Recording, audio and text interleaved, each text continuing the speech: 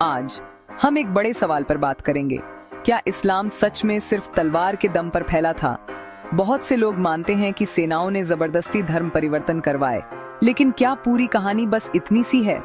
Indonesia को ही ले लो, दुनिया का सबसे बड़ा मुस्लिम देश, वहां कभी अरब सेनाओं ने हमला नहीं किया।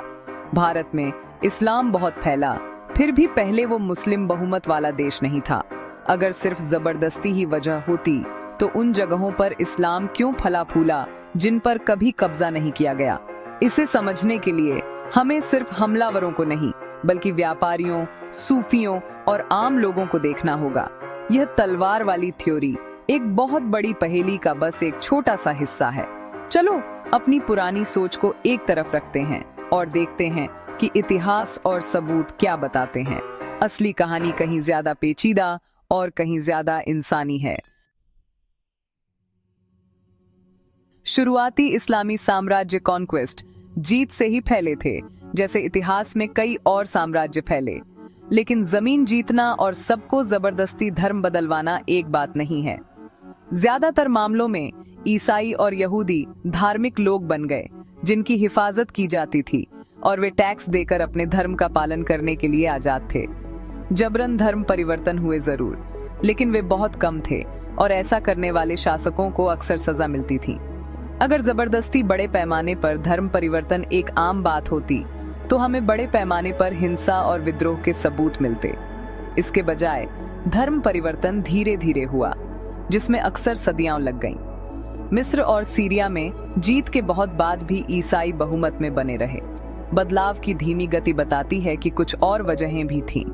लोगों ने कई वजहों से धर्म बदले, सामाजिक, आर्थिक और आध्यात्मिक, सिर्फ डर से नहीं। तलवार ने दरवाजे खोले, लेकिन उसने मस्जिदों को नहीं भरा। धर्म परिवर्तन के असली कारण कहीं ज्यादा अलग थे। भारत का इतिहास तलवार वाली थ्योरी को और भी ज्यादा चुनौती देता है। मुस्लिम शासकों ने उत्तर भारत पर राज किया, फिर भी वो इलाके कभी मुस्लिम बहुमत वाले नहीं बने। सबसे ज्यादा धर्म परिवर्तन किनारों पर हुए, बंगाल, पंजाब, कश्मीर में, राजधानी में नहीं। बंगाल में इस्लाम व्यापारियों और स्थानीय मेल जोल से शांति से फैला, सेनाओं से नहीं। भारत की पहली मस्जिद केरल में व्यापारियों ने बनवाई थी, हमलावरों ने नहीं। सदियों के मुस्लिम शासन के बाद भी भारत ज्यादातर हिंदू ही रहा। अगर जबरन धर्म परिवर्तन का लक्ष्य होता तो वह बुरी तरह विफल रहा। भारत में इस्लाम का फैलना, व्यापार, संस्कृति और अपनी मर्जी से हुए बदलावों की एक मिलीजुली कहानी थी। तो इस्लाम ने इतने सारे दिलों को कैसे जीता?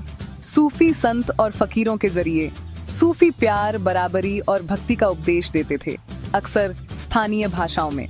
उनके आश्रम सभी का स्वागत करते थे, खाना, रहने की जगह और इज्जत देते थे, खासकर गरीब और नीची जाति के लोगों को।